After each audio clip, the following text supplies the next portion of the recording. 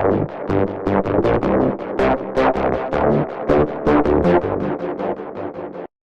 welcome back to another exciting episode of This Is Talking Sci-Fi with your host with the most, this guy right here. No, wait, I mean this guy right here. Oh. What?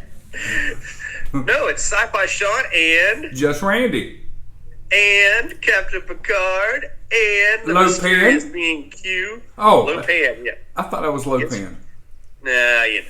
You want to talk about... we're going to talk about this trailer today of Picard Season 2, where evidently John Delancey, the actor that portrays Q from the Q Continuum, is coming back to reprise his role. Well, this thing's dusty. There's cat hair on it. Sorry about that. But he's come back to reprise his role as Q on the second season, which is in the middle of production. It's not going to come out till next year, from what I've been hearing.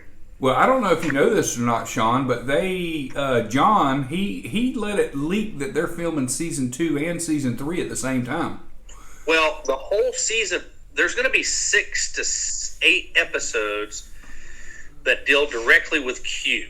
Right. So, and they're saying that it's going to be a different type of Q than what we saw in the beloved series, the true series of Next Generation. The true series. Because, you know, instead of him being kind of I've been in a lot of video reading chats and things like that. I've gotten to where I don't comment because all you do is just stir a big pile of shit up, and you know, everybody's like, "Ooh, don't even." I'm gonna go into Discovery here. I got a story about Discovery here in a minute too. But oh boy, everybody thinks that Q is a villain. Well, yeah, he is kind of portrayed as a villain, but he's actually helped Starfleet more than hinder it over the years. Right. So, but he's a god, really, if you look at it. Yeah, pretty much he is. They're from a godlike race. You know, they run into those type of characters on Star Trek. I got a question for you.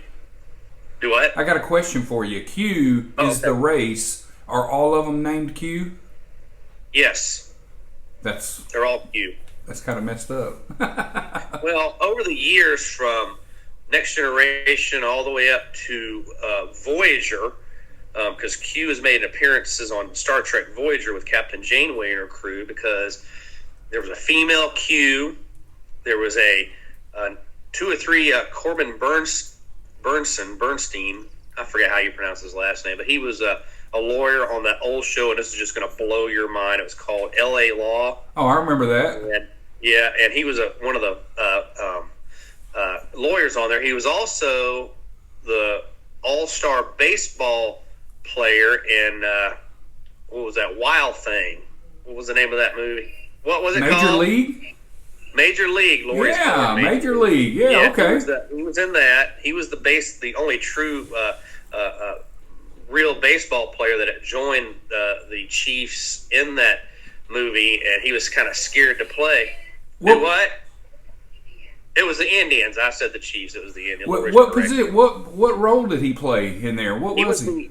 He was the blonde-haired guy that was the Roger Dorn, third baseman. Yep, third baseman, right. But he was second base. Lori said it was second base. Oh, maybe. Anyway, it's just he was scared to play because he was still in line to get picked up by a real baseball team. Yes. So he ended up playing like he was supposed to and winning it. But anyway, he played a Q. Susan Plaxton, who's been many characters on Star Trek. She's played Klingon Worf's girlfriend they had the son with on Next Generation. She came back and played Q's wife or girlfriend, and her name was Q. So yes, all the Q's are called Q because our small little minds can't comprehend the Q continuum, so they make it as simple as possible for us to understand. So John Delancey's coming back as Q in Picard Season 2, which I think is a horrible mistake. So you're not looking forward to it? Well, you know me, and you've talked to me, and we've talked about the Picard Season 1. Yeah, there was a lot of, I like to call hat tips. You call them Easter eggs to the Next Generation series, Voyager, and even original Star Trek. But again, they're trying to make Star Trek for the now generation. Yeah. So that's why you have all the, they would never, ever kill off beloved characters like they did in Picard. Well, let me ask you something. Would you prefer they not do anything at all with Star Trek? I have a group of friends that I'm had this discussion with, and they think Star Trek would be better off without trying to bring anything back. Now, when I was talking about Discovery earlier, I'm on a lot of Star Trek things on Facebook, social media, whatever, and every time I want to talk about something, it's a hate fest because the people that like Discovery, Disco, STD, whatever you want to call it, they love it. They're younger people. They're the now generation. Right. You're not I don't want to say this, and it's not a cut. You're right. You're right. I'm not. You're not a true Star Trek fan like I am. Right. And you like the new stuff. You think Discovery's great because there's action. Picard. And, you think Picard was fantastic. They got this strange new worlds that's coming out. It's going to focus on Captain Pike. I'm curious about that, but they're doing it in the same timeline as Discovery, and I'm interested because they've never explored what Captain Pike did on the original Star Trek. There was only one episode where he got burnt and got put in that little wheelchair and all that, and they've touched on that in the second season of Discovery. We're going to get back to Picard's trailer, but I'm trying to set up a precedence right now. So, not even 2 weeks ago, I was on a Star Trek Facebook page, and people were commenting. And I've learned a long time ago not to make any opinions about that because it's so protected by the people that like Discovery. Yeah. That you could say, well, here is video evidence of what I'm saying, and they still would say, no, it ain't. It's just, the thing that frustrates me the most about Picard and Discovery is that everyone thinks it's true to the canon of the original Star Trek, which is what Star Trek was based on. Yes, Next Generation hedged on a few things, but they stuck true with the whole deal. And what has changed, Randy, about Star Trek is when Gene Roddenberry passed away, because he had certain guidelines and rules that were set in place about Star Trek that you weren't allowed to break these rules if you were writing, directing, or producing a Star Trek show. So I'll give you a good example, then we'll get back to what we're talking about. On Next Generation, and it spun off to Deep Space Nine, then it spun off to Voyager. You had a situation that started in Next Generation with a group of rebels, if you will, or terrorists, as some people call them, called the Maquis. Right. And they got a hair up their butt because they didn't like something that Starfleet was doing. Duh. Star Trek fans are very intelligent. We could have figured that out ourselves, but they had to go and just lay it out. So one thing that Gene Roddenberry had always put in his guidelines of Star Trek was there's no such thing as a renegade Starfleet officer. So that's why you never had anybody doing mutinies or... Isn't that kind of what Spock did when he took Pike back to the Thelosians by stealing the starship? Okay, that was a personal choice. That had nothing to do about the big picture.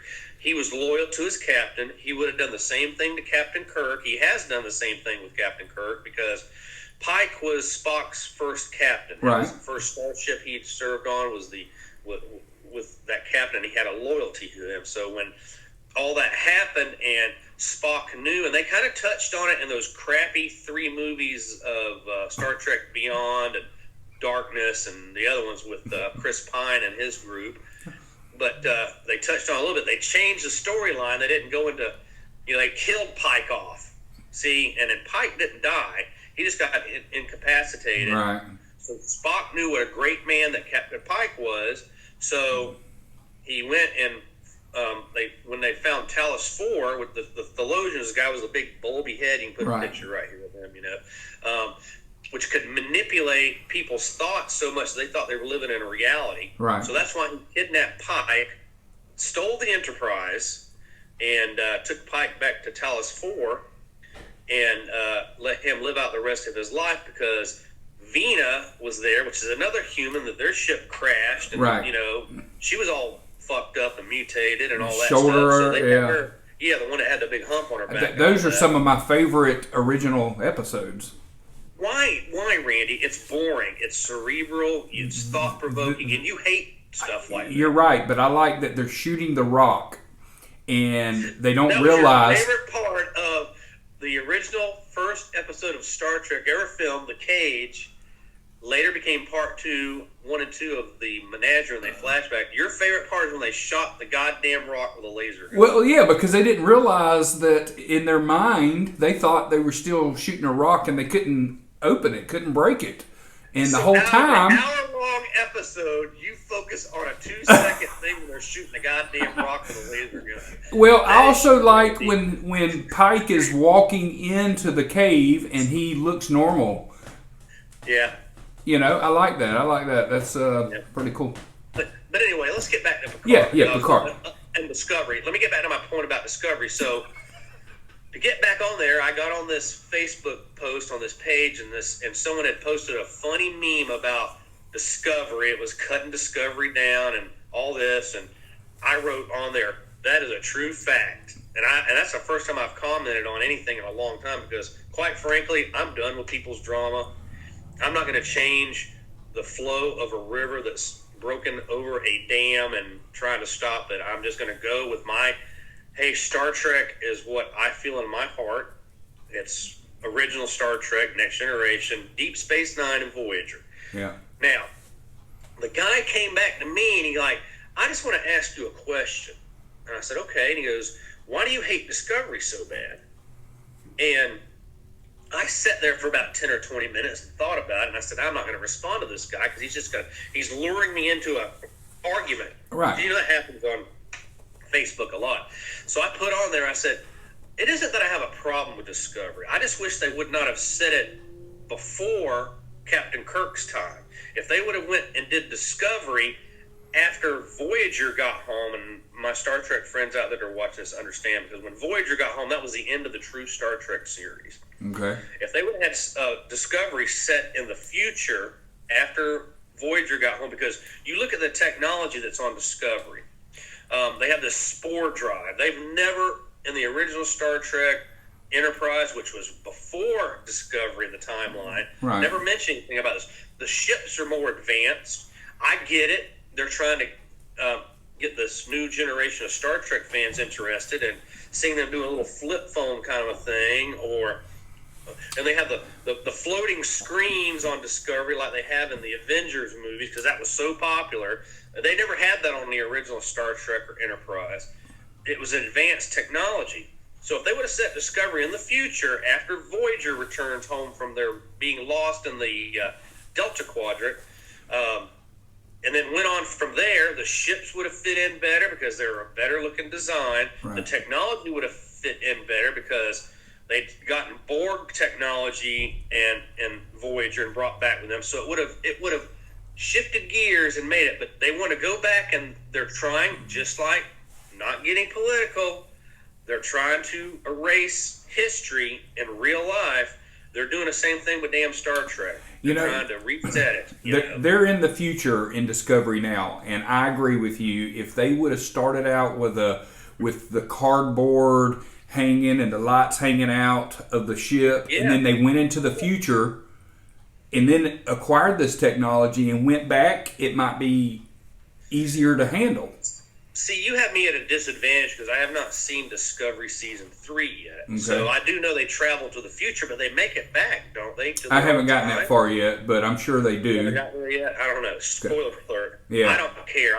I'll wait for it to come out on Blu-ray and DVDs. Yeah. So, I don't care. But my wife Lori and I have started watching Discovery Season 1 again, and I'm giving it, what I have done, because the first 2 times I watched doing the podcast stuff, it's like I can't get past all the bullshit of them changing so much, and I want to go and watch Star Trek and watch a guy fight a giant lizard throwing rocks at him, in a desert. Yeah. That's what my Star Trek is. Right, I got it. Just like I hate what they did with the Klingons in Discovery because they don't look like Klingons, but they believe like the true Klingons, believing in Kahless and all that. And, you know, they look different, and you know, sometimes they hedge on it.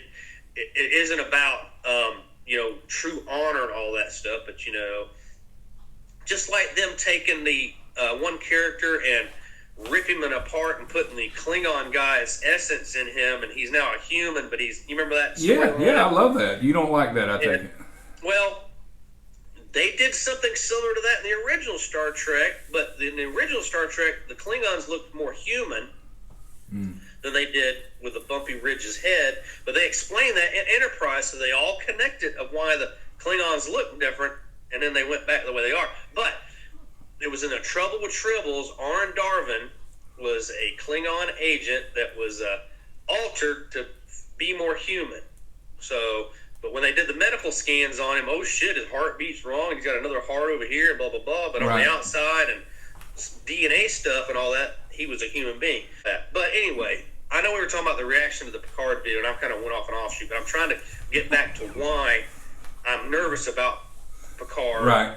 Season 2, I was not. I enjoyed season 1 of Picard more than I thought I would, because I have friends that they dissect it with knives and microscopes and everything. And yes, they have a lot of good points. I agree with them, but a true Star Trek fan, and when I mean true, and when you asked me this a minute ago, would you just rather not be any Star Trek? I've had lectures from friends of mine that are truer Star Trek fans than I am, saying, well, they don't want the series to go away because at least we have something, and you get to hear the names like Q and Picard back, and, you know, the Romulans and the Andarians and whatever, you know, they might be, and it's someone else's take on it. It isn't Gene Roddenberry's take. Gene Roddenberry's son, Rod Roddenberry, great young man, he's the one that created and has made Star Trek Discovery in his own image. That's what has happened, if you really want to get down to it. Right. He took his daddy's idea and he said, well, Daddy was a pretty much a god in this world, so I'm going to come back and create Star Trek in my own image. And he's a younger guy. Yeah. I've met Rod many times in the past at conventions, on cruises and stuff, and I used to do all that with the Volcon. But that's what's happened here. And then Jonathan Frakes is back. He directs a lot of Discovery episodes, and he's directing some Picard episodes as well, too. Riker, that's who I'm talking about. Yeah.